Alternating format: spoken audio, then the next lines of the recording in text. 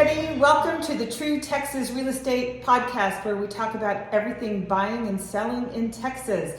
I am your co-host, Marilee Brown from Empire Financial. I'm Linda Zimmer-Hansel, broker of Zest Realty, and we're so fortunate today, Marilee, to have Gina Candelario with us to talk about luxury listings. We're in one of my luxury listings, and it's decorated. It's magnificent. It's really decorated gorgeous for the holidays.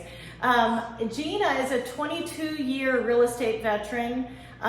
Gina, tell us a little bit about your experience. So hi, I'm Gina Candelario. I'm with Cooper Sotheby's International Realty. I focus a lot inside the Loop 410, but I am from San Antonio, so I understand the markets, whether it's inside the Loop or outside 1604. Usually I sell about 60 homes a year.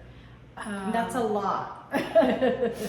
And I'm fortunate to have my husband who likes negotiating. So he likes contracts and negotiating, and I'm usually on the front end with buyers and sellers, helping sellers prep their homes and buyers always finding new properties and getting them in the car. And you know, they work as such a great team. I love working with Gina and Michael. That you guys are just making a seamless process. It's fabulous. The reason why we asked you to come and talk about luxury listings is because you have a great perspective in not specializing only in luxury, but you do represent luxury properties. You do all types of properties. And I think that gives you and us, those of us who do it, a unique perspective. So thank you so much for being here. We're so excited. I'm super excited. So one thing, Marilee, that we want to talk about is, what it makes a luxury listing. The book says, that they're the top 5 to 10% of any market. Here in South Texas, what does that really mean, Gina? So looking at the numbers, it looks like it can range from 650 to 800,000 as the minimum. All the way up into multiple millions. So there is right now, I believe, 190 luxury listings in the Kendall County, Comal County, Guadalupe County, and Bexar County. Right, and that's a lot to choose from. Right. The one thing about luxury, though, it's not apples to apples all the time, is it? Well, when you have something that's listed for $650 and then you have something that's $2 million, there's a big difference in those properties. Now you might get a $650 listing, but isn't there something else about luxury properties that usually has to set them apart to make them a luxury property? Definitely so. I mean, it's definitely neighborhoods. Others is the finishes in a home. The space, the floor plan, the marble countertops, the wood floors, right, etc. Sometimes designer lighting, but again, it depends on the price point. Right. So. Now, we're in one that's over $1 million. It's over $2 million, but really unique. Sometimes these houses, because they're almost all custom built, have truly unique characteristics. This one has the bathtubs are filled from the ceiling. So, which is really unique. And my client had seen that in a hotel resort he stayed at years ago. And so he recreated it here. Every single bathtub in the house is filled from the ceiling. Wow. So, so you do see those kind of things in luxury, houses. Now tell me, when you go to a luxury listing, to speak with the sellers, is there anything different about speaking to luxury sellers versus someone selling, say, an average priced home? I typically, what I do is I tell them to show me the house and let me hear you sell it to me. And so they'll remember a lot of things, but it's amazing how sometimes they live here every single day and don't remember to say certain things. So I would say that there's definitely a lot more details in a luxury home. So, and that's something you've got to remember and write down and make sure to point it out. Yeah, and that, it's so smart, Gina, to say instead of sit down and tell me about the house, to actually walk you through. Right. Because when I came here with my sellers, and there I did the same thing. Hey, show me your house, and she's so proud of this, and he's proud of that. And I think they might have forgotten. In this house, there is a secret passageway from the office to the master bathroom, and it's through some bookcases, which is very, and they really did. I think they had forgotten, because it's out of sight, out of mind, and then they're like, oh wait, look, here's how we can get from the office to the master. So is this usually custom build items that people ask for when they, build a house? Like this house, for example, did they build this house? Yes, they did. So those are things that they ask for in the custom build. Yes. Interesting. Yes, and it's very specialized. I mean, I have friends that they built their house, and it was a 1-bedroom luxury house. Wow. Which is very, as we all said, there's going to be a house for everyone, but that one may take a little bit. It could be longer. Longer, the right? Pool of people are definitely Smaller that want a one bedroom house. So that kind of leads us into, do luxury listings usually stay on the market a little longer? So in general they do, but when I pulled up this last month of properties sold, it had an average of 70 days, which is that's not bad at all. I did also see the longest was like 468 days. Right. So you're going to have some that kind of flush it out to be that 70, Right. So right. It just sort of depends. And going back to a lot of luxury sellers prefer you to be, as a list agent, to be on site during the showings. Right. And I've had some of my clients go, oh, why? Don't they trust us? No, it's more to make sure highlight the features. Yes. To highlight those features. I mean, we normally don't go in houses all the time and turn on the bathtubs. Right. Here, you really want to, because that's a really unique characteristic. Right. I think for that, because there's so many very specialized items in a luxury listing, that's why sometimes we're asked to be there. I think also lighting too. It's amazing how lights turned on look fabulous, and when you ask people to turn off the lights, I think it's kind of touching their lamps is not too. Yes. I think you can do overhead, but not all the lamps, and blowing out the candles. It really requires, I think, an agent to open and show and highlight and turn on all those special lamps and lights. Exactly, and just little things. I mean, no matter what instructions you write down, they have a really elaborate pool and backyard space in this listing.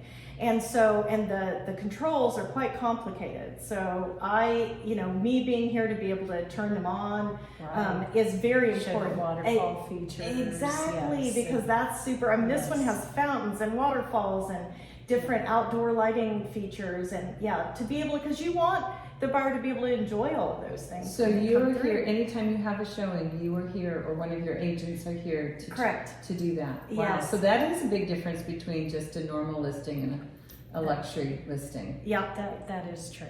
So where do the buyers come from then for these listings? Are they usually local, or are they out of state, or where's the base to buy these type of these homes? I think it's a mix. I mean, there's people who are buying up, and then there's people that are moving here from other cities, other states.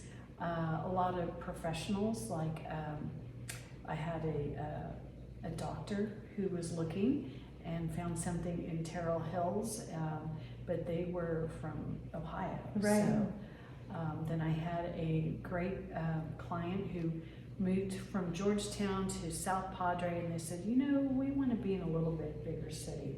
So they're here in San Antonio. Right, it does really run the gamut. So I love marketing. That's kind of my background before I got into lending. I'm just curious about how, obviously you have a different marketing that you do for the luxury homes. So are you marketing throughout the whole United States? Are you targeting? I mean, tell me just a little bit about how you go about on marketing that's different on a normal house. So there's all kinds of ways. You know, if it's a historic home, there's something called Circa. You can have it put on that site, and that's really neat because there are a lot of historic homes on there. So if you're looking in San Antonio, it'll go there. With the Sotheby's brand, you could submit your properties to be possibly highlighted. Also on the different locations, you can have them put on their television sets that are in each office and things like that. Here, don't you feel like with luxury properties, we should always be networking amongst ourselves, right? Yes. But with a luxury property, it's really important, isn't it? Because typically our luxury buyers have very specific needs. Right. And we can call someone we trust. Like I've called Gina before and said, I have these clients looking, do you have anything? Yeah, so you know what agents work different areas, different price points. You get on the phone and call them, do you have something coming up? And that's going out of your, the normal way of finding something for your buyer. So, right. Don't you feel like the buyers for luxury properties, you really, we listen to everyone, right? But I mean, are they going to be someone who's buying it as an investment property? Are they going to be buying it just to spend the weekends there? Or are they only coming 3 times a year, bringing their whole family? That's going to be all 3 different kinds of properties. Right. Right. So it is definitely making sure that you're matching their needs. And Don't you find sometimes what they think they want is not exactly? I mean, people say, you want this, but it's more emotional. You walk in and there's something about the way the lighting hits or the way that people feel in there. Maybe even it's a style of furnishings that just welcomes them and makes them want to stay there. So you can take that long list, but there's something about it when they walk in. It could be something completely different from what they told you. How long do you think it takes, typically, and it ranges obviously, but how long's the longest it's taken you to find a luxury buyer of property? I would say at least 6 months. So, I mean, it's not like we have a giant supply. Yes. So, yes. And a lot of it's really calling agents, because there are people who have like one-time showing agreements where, and they just start thinking of people they know that, well, if I can find something for my, seller, then this one would be available. So explain to me what that means, a one-time showing agreement, is that right? So a lot of agents know that their sellers don't want to go through marketing and people coming in all the time, but if you have a buyer, we'll let you show it to this one time. So it's sometimes it's a lot easier because it's less invasive. Okay. You're not going in there and taking photographs and really prepping the home necessarily. It's just knowing that there's a potential great buyer for your house as is. Oh, okay. So It's a little bit different. Yeah. Well, and I think a misnomer is, and correct me if I'm wrong, Gina, but a lot of people think, oh, luxury, they're all cash buyers. That is not true, right? Not at all. Not at all. I think a lot of people, our interest rates are really not that bad. And we're going to invest their money in other things. So I feel a lot of people do get loans. And we normally, for these luxury properties, we have to have a proof of a pre-approval letter or proof of funds. Right. Marilee, tell us, because it's not like just buying an average price house. What's the difference in the loan process for a luxury level?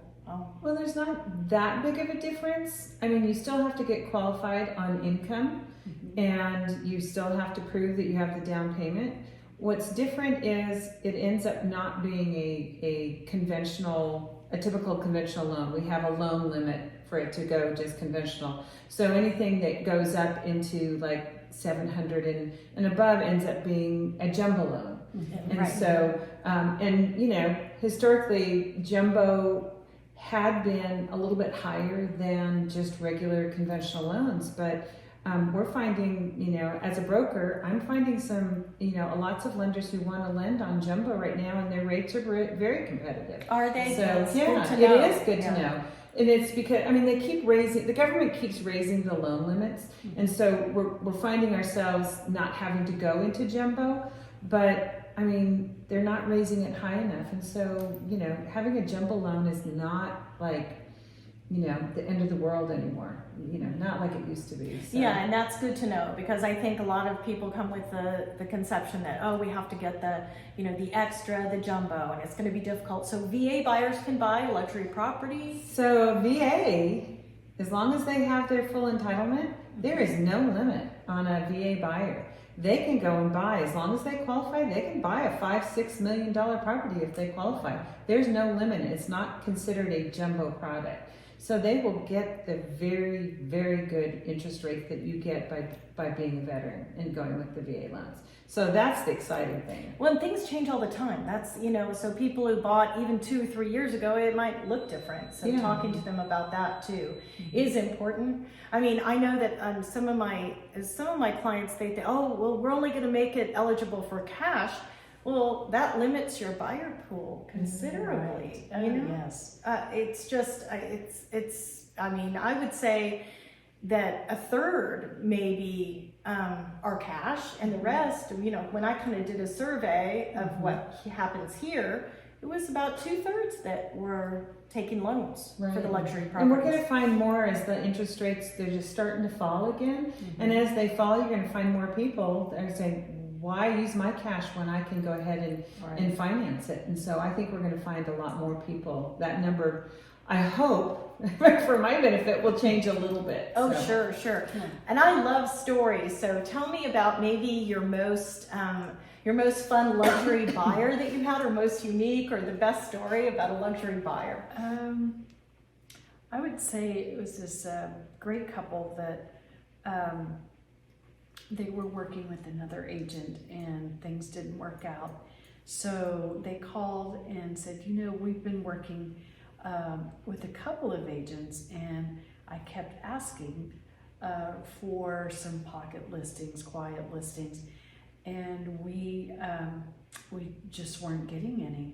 And so I started calling everyone I knew and asking in our office what's coming up, and I was able to give them a pretty significant list, and they were thrilled.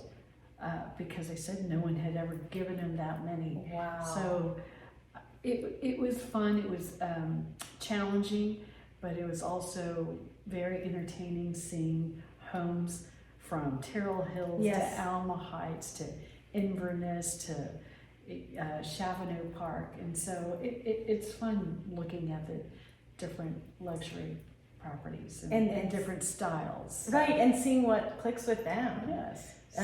That is fun, because a lot of times when I talk with my luxury buyers and they're like, oh, we really want this and we want that and we want this, and what they end up with is maybe something very different. And sometimes I'm shopping remotely for them after they've come down and we've gotten to know each other. And then you're shopping remotely and you're like, oh wow, I think you'd really love this one. So I just had luxury buyers that offered, not having seen the house. We got the house. They didn't see it till the inspection, when they flew in for the inspection. Talk about nerve-wracking, but they loved it and they're in there. And so that's a little bit crazy. What about listings? What's your really notable luxury listing that you've had in your long career? I have had a great listing in Almost Park. It looks like a miniature castle. Oh. And I actually sold it twice. Oh, fun. Yes. Or actually 3 times.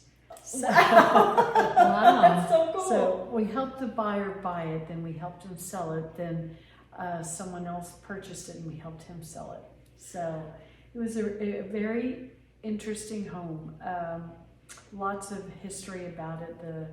I think it was the Longorias owned it years Oh, ago. And yes, so, I know that house. yeah. Yes. So it was a lot of fun, and this gentleman who bought it and lived there like maybe 10 months decided he wanted to buy 2 yachts and sail around the world. So, but it was fun prepping too to help him sell it because he was a bachelor, and so there wasn't necessarily new furniture and things. So we had fun staging it. And you So, do a terrific job Thank staging. you. You must Thank enjoy you. it. I do enjoy it. It's my little artistic, needs come out. Well, the neat thing about yours that you walk in, because I had clients that bought just a $250,000 house from you, but you walked in and you had made it so warm. It was so easy to imagine having a home there.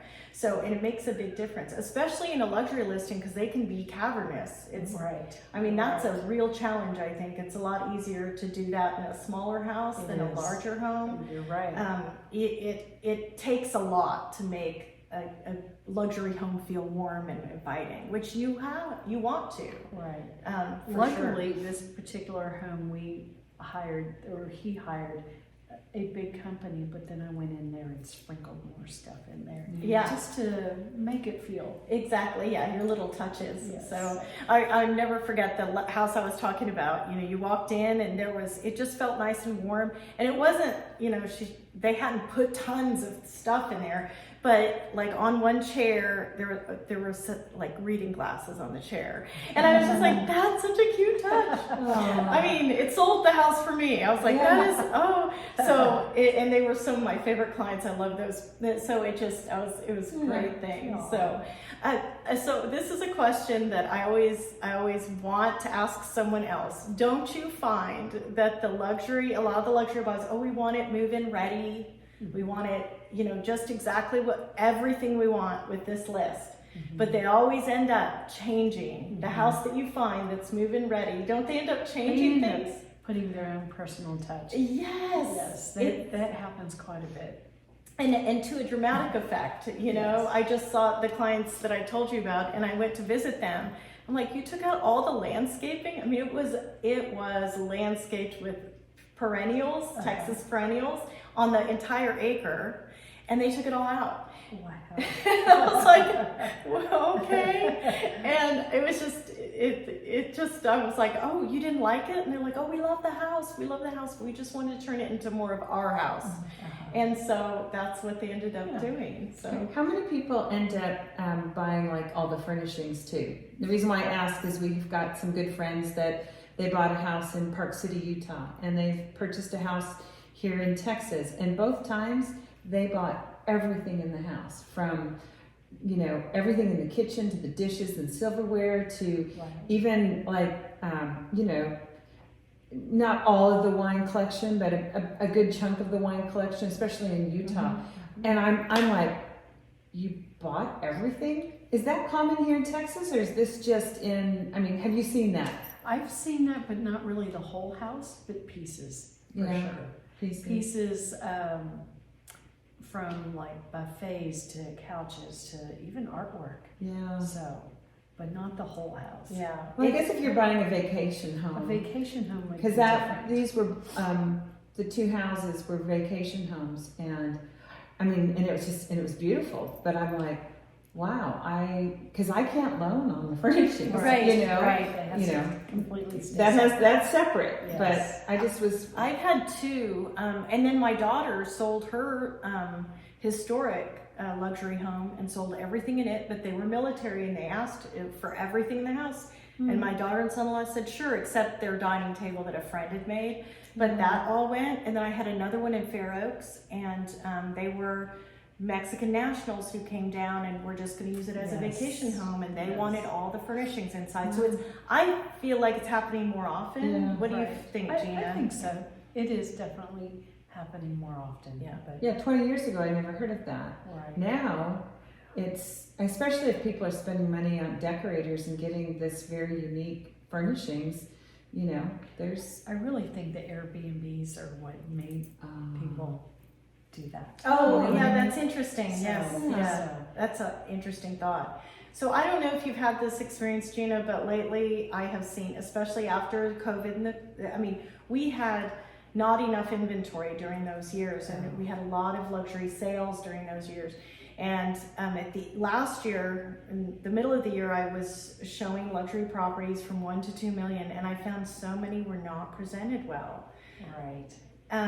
I know it seems like a no-brainer that you should present any property well, but have you had that experience? It happened with, yes, whether it was luxury or not luxury. People thought it's going to sell. It doesn't matter. It's going to sell, and we're going to sell it for more than asking. So they got kind of lazy. Yes, I feel like COVID made a lot of people lazy. I think you're right. They just kind of sat back and waited for things to happen, and it did. Yeah, and so that attitude seemed to happen after COVID, and then people were like, why are we sitting on the market so long? Well, yes, people are choosier now, and there's not that many buyers. Not that many buyers. So we are going back, thank goodness. I say the same thing. Yes, exactly. Because it's makes an it easier expectation. for us, too. It does. It's an expectation that you should have your house well presented Right. for sale, no matter the price. Right. I have fun with my luxury buyers. They're all different, right? But we end up having a really good time. The one thing that I think is so important too is for instance like Fair Oaks Ranch, and going to be able to show them the country club area, going and sort of showing them the area if they don't know an area, and taking them. Is there any other kind of special things you do when you have? Usually it's the out of town buyers. I would say what I usually do is when we close on the property, I buy them gift cards to different little places that are really cool, boutiques. And it's like, we enjoyed the restaurant Maverick, the other day. I'm waiting to go to Sunset and Company and to Joy because we're just trying to get them acclimated to the area. That's fantastic. That's what a great, that's not only introducing them to the city and their new city, but also making them feel great about you. So isn't it, it's how you make people feel. Well, in addition to your service. It's nice to do that. It's a thoughtful thing. And when they have kids, the zoo or the botanical gardens is always something really nice to purchase for them too. Oh, absolutely. When you, and I know I had an agent ask me this the other day, we introduce our lenders because we want to make it a teamwork. Right. At one point with your luxury buyers, do you introduce the lender? My question to everyone always is, are you going to need a loan? Are you paying cash? Doesn't matter the price, right? But at one point, do you sit down and have a meeting with your lender, or do you typically find luxury folks have their own banker, or what's your experience there? So I would say that I will give them the lender name and number, ask them if I can share their information, and I let them choose on their own when they want to. I try not to meddle or get involved in that. Right. And it's always matching the personality with your buyer, because if they're have a certain way of doing things, then you've got to match it. That's so important, is the personality type, and that's why it is important to get to know them and have a lot of conversations. I find, especially with my long distance folks, I end up getting to know them better because I have to. Well, you're on the phone with them most of the time. Yes, because I want to make sure that I know them so well, and a personality. That's big thing for me, is matching personalities and making them feel comfortable and making them understand they're going to get that, whatever they're going to need, what personality test guides you guys? Can you think of that, or do you not categorize it that way? I love the discs. Well, I love the disc too. So I would just, I kind of categorize maybe their professions. Oh, yes. So if they're engineers or accountants, then I know that that's definitely a deep analytical. Analytical too. So, but if they're an artist or a writer, there's a different person for them. So exactly. And I always tell my sellers too, when we prep a house, that you want to attract all those personalities. So that's why you have, even if you're luxury, you want to have a list of, like the utilities, what's it cost to run the house? Because there are people, even if they're buying luxury, Oh, yes. they want to know what it's going to cost. Absolutely. Not everyone, but a lot of people do know. Then you have someone, I ask them to write a little love letter about their home, describing their favorite things, whether it's the neighborhood or the amenities or your neighbors, or proximity to different locations and stuff.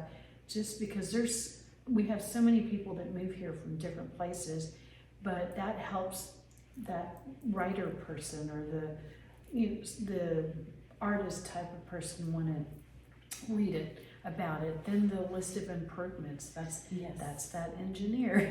I don't care about the kitchen, the way it looks. That's right. Tell me what you've done, and do you maintain it? Right. Do you have it service the HVAC system, twice a year, etc. Yes, So yes. that's how I try to put all this together. So when we submit it, you have all this. You're appealing to information. all personality Exactly. types and Because- answering all of their questions. Exactly. So- And sometimes the kids are choosing. Oh, that's exactly right. So- That happens with me, with the clients I have right now.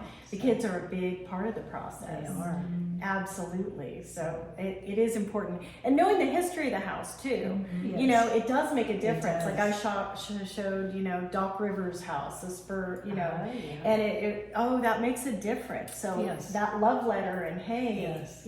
guess who used to live here, and Definitely. yeah, that makes, and a lot of people want to know what the neighbors are like. Right. But Um, we can't say. no, anything. absolutely. They can. Yeah, and that's a really very Yes. skillful way Exactly. to get the story told Mhm. in a way that we can't necessarily do. Right. So that's great. That is a So- great way to do it. And when we do have a lot of historical homes, we do go down to the conservation library and we do some research. And sometimes it's finding out about an architect that helped design it. Sometimes it's like the first family that lived there, the Pitters, who still have a store downtown or something. And it just makes it, the neat history behind it makes people feel really neat about it. It does. Well, the house is worth more Yeah. because it's telling a story. I sold one in Seguin that was built in 1853. Oh, wow, incredible. Yes, and it was Wow. in such nice shape, and that's why the people bought the house, is because of the story behind the house. Not only was it old, but it had character, Oh, right? that's And great. all houses can have that character if the people who live there, Take care of it. exactly, Yeah. and explain it and it expresses itself.